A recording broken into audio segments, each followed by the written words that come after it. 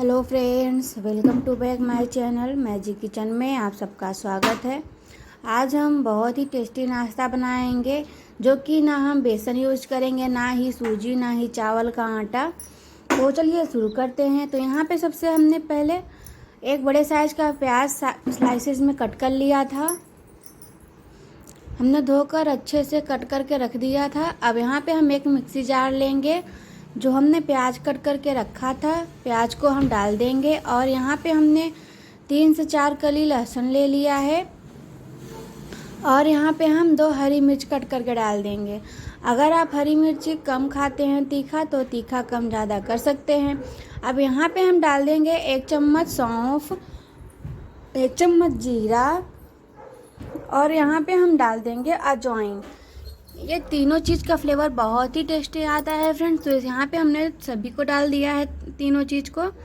अब यहाँ पे हम दो चम्मच तेल पानी डालेंगे। अब पानी डालने के बाद इसका हम एक पेस्ट तैयार कर देंगे। तो चलिए अब यहाँ पे हम आगे देखते हैं। तो यहाँ पे हम ले लेंगे एक बाउल, जिसमें हम बनाएंगे। और हमने यहाँ पे 1 कटोरी सत्तू ले लिया था। अगर आपके पास सत्तू ना हो तो आप जो भुने हुए चने आते हैं, उसका छिलका उतार करके उसको भी पीस के आटा बना सकते हैं। और हमने जिस कटोरी से सत्तू लिया था, उसी कटोरी से 1 कटोरी हमने यहाँ पे आटा ले लिया है। अब आटे में हम डालेंगे मसाले। हमने यहाँ पे स्वादानुसार नमक, 1 चम्मच चिली फ्लेक्स, और 1 चम्मच यहाँ पे हमने सब्जी मसाला, 1 चम्मच यहाँ पे हमने चाट मसाला डाला था, और 1 चम्मच यहाँ पे हम अमचूर पाउडर डाल देंगे। ये नाश्ता बहुत ही टेस्टी है फ्रेंड, जो कि कम समय में बनकर के तैयार हो जाती है। और इसे आप बच्चों के स्कूल में भी दे सकते हैं, या फिर सुबह शाम चाय के साथ भी खा सकते हैं।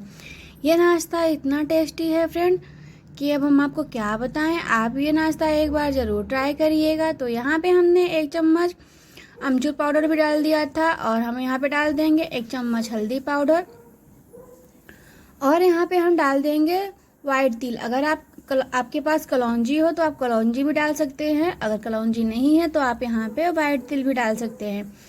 तो यहाँ पे हमने वाइट तिल डाल दिया था। अब यहाँ पे हम डाल देंगे 2 बड़े चम्मच तेल। तो हमने यहाँ पे रिफाइन ऑयल यूज किया है, आप कोई भी कुकिंग ऑयल ले सकते हैं। और यहाँ पे हमने बारीक कटी हुई हरी धनिया डाल दिया था।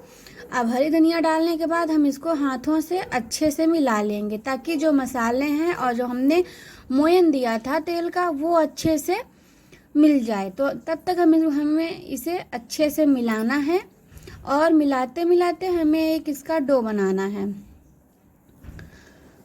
तो यहाँ पे आप देख सकते हैं, हम अच्छी तरीके से इसको मिलाते रहेंगे जब तक कि सारे मसाले और जो हमने मोयन डाला था वो अच्छे से मिल ना जाए। ये रेसिपी बहुत ही टेस्टी है फ्रेंड्स। हमने न्यू रेसिपी ट्राई किया है, तो आप भी ट्राई करिएगा। हम सोचे आपके साथ भी साझा करें। अब यहाँ पे जो हमने पेस्ट बनाया था, देख सकते हैं, हमें यहाँ पे ज़्यादा बारीक नहीं पीसना है, ऐसे ही पीसना है। अब यहाँ पे जो हमने आटे को अच्छे से मिला लिया था, अब जो हमने पेस्ट बनाया था अभी आटे में डाल देंगे। अब यहाँ पे हमने जो आटे में डाला था, अब आटे में डाल करके हम इसको एक डो बना लेंगे।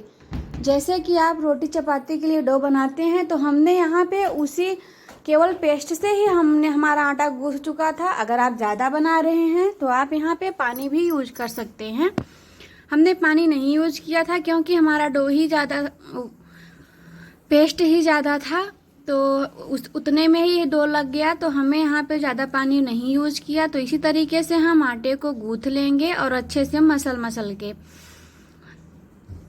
ये रेसिपी आपने भी पहले ट्राई किया है फ्रेंड्स? अगर किया है तो हमें कमेंट में ज़रूर बताइएगा। और हमारी रेसिपी आप सबको कैसी लगती है ये भी बताइएगा। और चैनल कहाँ से देख रहे हैं ये भी ज़रूर बताइएगा। तो देख सकते हैं, यहाँ पे जो हमारा आटा है वो हम गूंथ चुके हैं अच्छे से। यहाँ पे हमें आटे को ज़्यादा सॉफ्ट नहीं गूंथना है, नहीं तो फिर बेलने में दिक्कत होगी। तो देख लीजिए, हमारा यहाँ पे आटा गूंथ गया है अच्छे से। अब इसको हम ढक करके 10 मिनट के लिए रख देंगे। तब तक हम इसके साथ खाने के लिए चटनी बनाएंगे। तो चलिए शुरू करते हैं चटनी की भी रेसिपी। तो यहाँ पे आप कोई भी चटनी बना सकते हैं। यहाँ पे हम आम की चटनी बना रहे हैं। तो यहाँ पे हमने एक बड़े साइज का आम ले लिया था। आम को हम अच्छे से छील करके कट कर लेंगे और इसका जो बीज है उसको भी निकाल देंगे और इसको अच्छी तरीके से हम धुल के छील लेंगे और छीलने के बाद इसको हम कट कर लेंगे इस तरीके से। ये देख सकते हैं यहाँ पे हमने अच्छे से छील लिया। अब यहाँ पे हम इसको काट लेंगे। तो इसी तरीके से हमें यहाँ पे बारीक बारीक ही कटना है, नहीं तो फिर मिक्सी जार में ये फंसता है। तो यहाँ पे हम एक मिक्सी जार ले लेंगे और मिक्सी जार में हमने जो आम कट करके रखा था उसको डाल देंगे। अब यहाँ पे आप तीखा अपने अकॉर्डिंग कर सकते हैं, मिर्ची वगैरह। और यहाँ पे हम डाल देंगे साबुत जीरा 1 चम्मच और हमने यहाँ पे हरी मिर्च, लाल मिर्च आप कोई भी डाल सकते हैं। यहाँ पे धनिया डाल देंगे और थोड़ा सा पुदीना भी डाल देंगे। 3 से 4 कली लहसुन भी डाल देंगे। लहसुन से स्वाद और टेस्ट बढ़ जाता है। अब यहाँ पे हम स्वादानुसार नमक डाल देंगे। नमक डालने के बाद यहाँ पे हम 2 चम्मच पानी डाल करके इसका एक फाइन पेस्ट बना लेंगे। तो देख सकते हैं यहाँ पे हमारी चटनी भी तैयार हो गई है। अगर आप तड़का लगाना चाहें तो आप चटनी में तड़का भी लगा सकते हैं, पर हमने तड़का नहीं लगाया है क्योंकि हमारे हस्बैंड को बिना तड़का की चटनी अच्छी लगती है। तो अब हमारी चटनी भी बन गई है। तो इसे हम दूसरे बर्तन में ट्रांसफ़र कर लेंगे। अब चलिए चलते हैं हम अपने नाश्ते की तरफ। तो यहाँ पे हमारा आटा भी अच्छे से सेट हो चुका था। अब यहाँ पे हम एक लोई बनाएंगे, चकई भी आप बोल सकते हैं। अब बनाने के बाद यहाँ पे हम एक छोटी सी पूड़ी जैसे बनाएंगे। तो ये देख सकते हैं, अगर आप बड़ा साइज बेल कर भी कट कर सकते हैं ग्लास से, या फिर ऐसे छोटे छोटे भी बना सकते हैं। तो यहाँ पे हमने आज छोटे छोटे ही बनाए हैं। तो इसी तरीके से हम सभी पूड़ियों को बेल लेंगे। अब यहाँ पे हम लेंगे कढ़ाई। कढ़ाई को हम गर्म होने के लिए रख देंगे। अब कढ़ाई भी हमारी अच्छे से गर्म हो चुकी है। तो यहाँ पे अब हम डाल देंगे तेल। तेल आप कोई भी तेल, किसी भी तेल में बना सकते हैं, रिफाइन ऑयल या मस्टर्ड ऑयल। हमने यहाँ पे रिफाइन ऑयल यूज किया है। तो आप कुकिंग ऑयल जो भी खाते हैं आप यूज कर सकते हैं।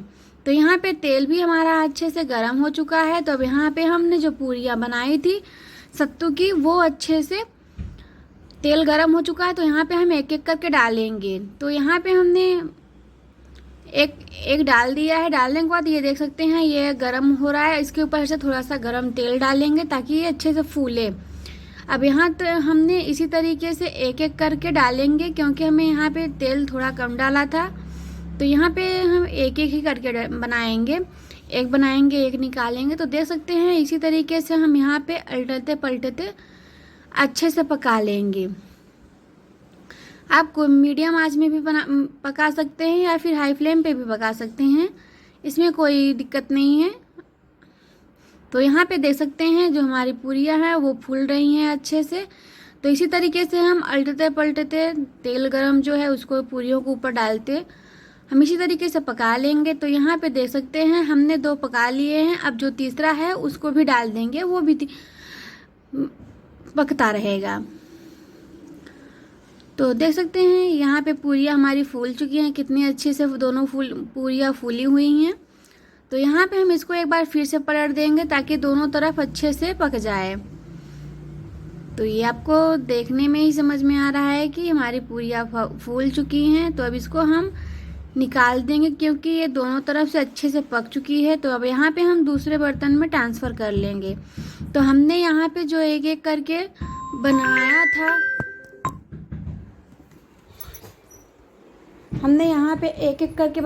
तो आप देख सकते हैं हमारी पूरियाँ जो है वो बनकर तैयार हो गई हैं। आप भी बनाइए, खाइए, एंजॉय करिए। और चैनल पर नए हैं तो लाइक करिए, सब्सक्राइब करिए एंड शेयर करिए। तो यहाँ पे देख सकते हैं कितनी खस्तेदार हमारी पूरियाँ बनकर तैयार हो गई हैं।